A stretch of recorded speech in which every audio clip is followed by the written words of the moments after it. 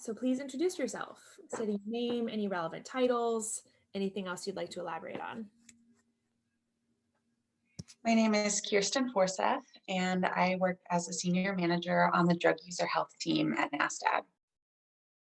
My work on the drug user health team is to support state health departments, often the HIV or hepatitis teams, and also support community programs directly around harm reduction and syringe access initiatives. And our goal is really to facilitate partnership between community and public health department efforts, and just to support more comprehensive and responsive systems for people who use drugs. In the past, I've worked at several health departments at both the state and county levels before coming to NASDAQ. Great, thank you. Talk a little bit about your experience or any advice that you've given before when it comes to preparing health department employees for working with people who use drugs. Yeah, so I think in order to effectively support drug user health efforts, it really kind of starts internally. And it's crucial to prepare health department staff across behavioral health, infectious disease, injury prevention, or other areas that touch this work, to better understand harm reduction and the experiences of people who use drugs, and how to really engage effectively. So there's lots of ways to do this. I mean, one thing that is always important is to try to hire people with knowledge or experience of harm reduction work. For example, people who have worked with those who actively use drugs, or even have worked in syringe services or harm reduction programs. Some states have also created offices or centers that focus on harm reduction and drug user health. Other states have been able to create positions that focus on harm reduction, or SSPs. And doing so can show a real commitment to an investment in this work, and also build internal capacity when it comes to training other staff or setting priorities. I think training is a really important piece of this, because we all come to our work with different experiences and perspectives related to drug use. And we live in a society that stigmatizes and criminalizes drug use. So it takes some intentional work to identify and start to deconstruct some of those beliefs and attitudes that we've all absorbed. The drug user health team at NASDAQ can be a great resource for this in terms of workforce development, capacity building, and staff training. We have delivered trainings to health department and other agency staff. We can also help around developing training curricula and supporting health department and other staff to implement their own trainings. There's also the National Harm Reduction Coalition, which hosts training online. I'd also recommend health departments look at existing harm reduction organizations and advocates within their jurisdiction, who really understand the local context of drug use and the service landscape, and they may be really good training partners. Some of the training topics that health departments might want to consider are, an intro to the harm reduction work and initiatives, looking at drug-related stigma, how to effectively engage with people who use drugs. I think also just understanding medications for addiction treatment or medications for opioid use disorder can be really helpful as part of a more comprehensive training plan. One of the exercises I found really helpful, both as a participant and a trainer, is sometimes called values clarification. And this is an exercise that really just involves naming some of the beliefs that underlie our treatment of people who use drugs. For example, that people who use drugs don't care about their health. And that facilitates some personal reflection about where those beliefs come from, and makes space to challenge and really complicate our narrative. So next up, talk about the importance of hiring peers, and really dive into how health departments should prepare for Mm. hiring these kinds of workers, um, as well as like the various kinds of roles that peers could take on. When hiring someone into a peer position at a health department, we should take into consideration some of the policies that are in place around employment and how that might impact people, and try to make sure that we're not setting people up for failure. It can be difficult to hire people who have more recent or active experience of drug use, where there are drug testing requirements, for example.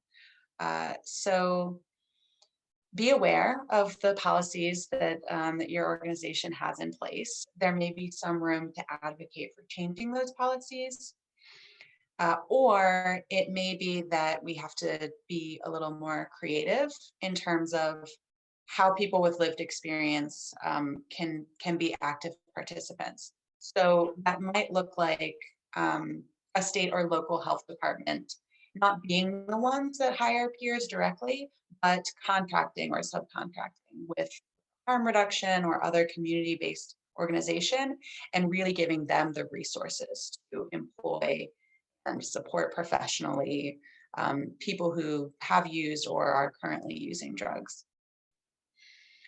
Another thing to consider is that often peers are hired for outreach roles, and while people have wonderful experience in terms of being able to engage and perform direct service, perform outreach, and education and provision of harm reduction supplies, that's not the only place that we should be looking to hire and support people with lived experience.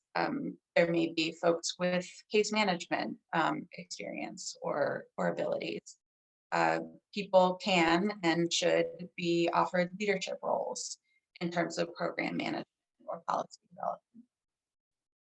Another way to incorporate people with lived experience, again, as partners in this work, is maybe to hire folks as consultants on training curriculum or, again, program or policy development, or to hire people as training facilitators.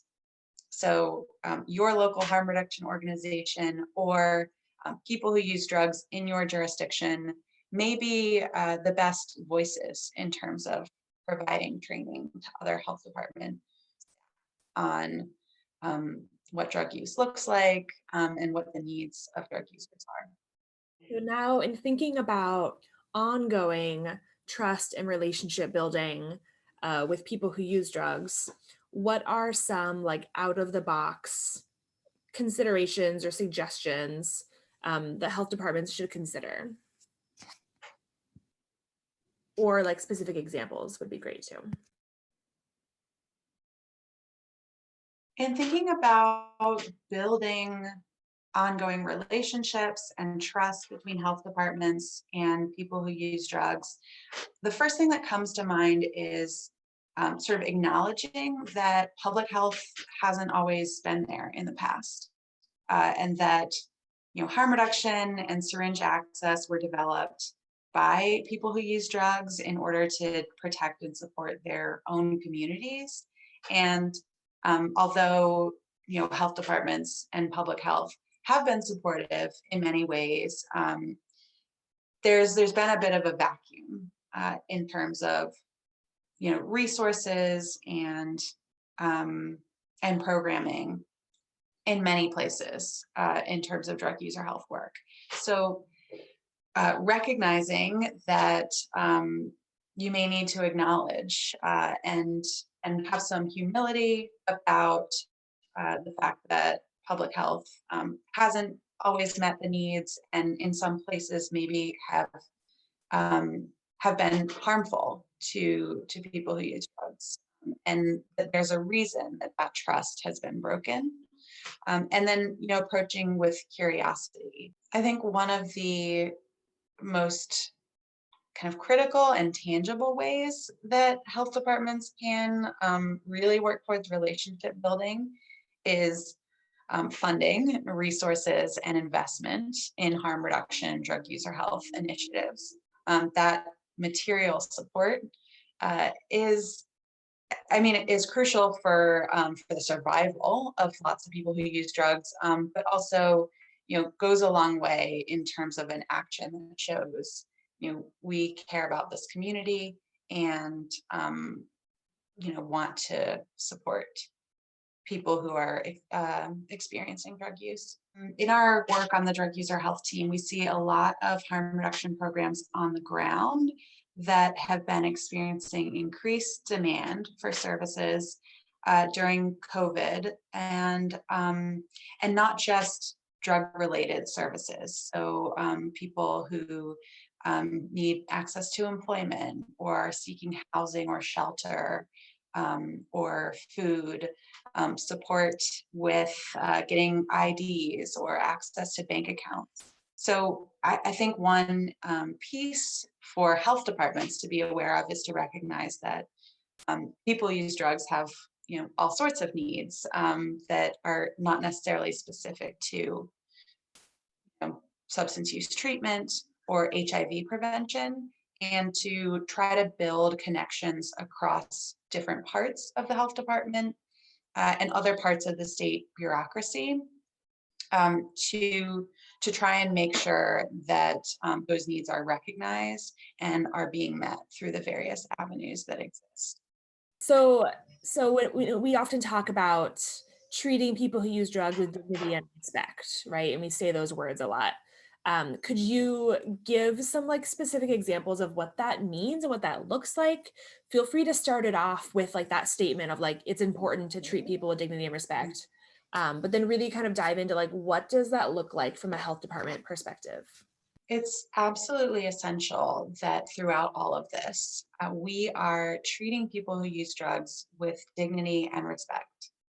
And that is one of the principles of harm reduction. I think it can sometimes come out as like, a slogan or kind of buzzwordy, but in order to really do that, I think, we at NASDAD and people in health departments need to kind of internalize that people who use drugs, their communities are partners in this work, and are also not so separate, right?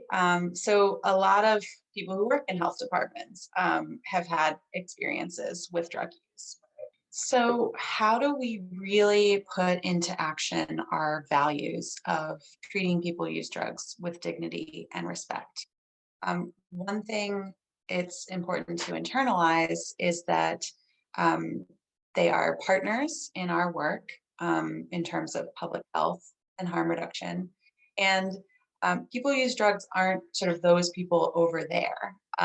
It may be something that we've experienced in the past, or folks we work with, or are our neighbors, or our friends, or in our communities. Most people have had some experience with drug use at some time in their lives.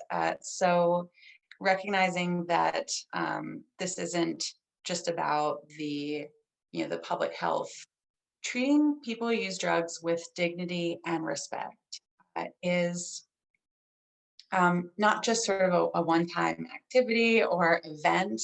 It's really something that needs to be embedded throughout health department practice and culture. So some of the ways to do that are using person-first language, not using stigmatizing language, um, affirming the autonomy of people who use drugs, the fact that people make choices and often are the experts in their own lives, and many people are really doing the best they can with the cards they've been dealt. And there's two-way communication.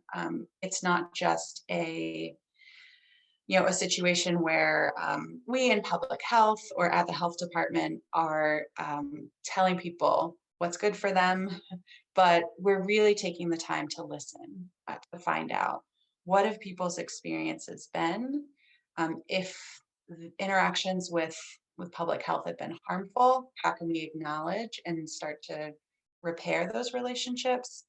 And listening to what people's needs are and developing programs and policies in response to those, and communicating back to people who use drugs and other people in the community, um, that their input is making a difference.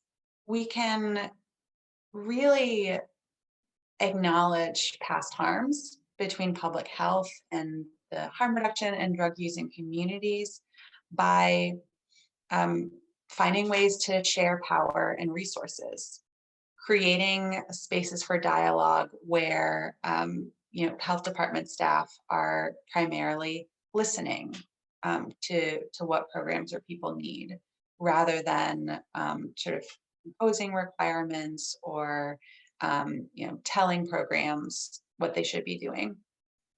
And also looking to people who use drugs, people who've been working in harm reduction for a long time, looking to those people as leaders and experts, and creating opportunities to amplify their voices.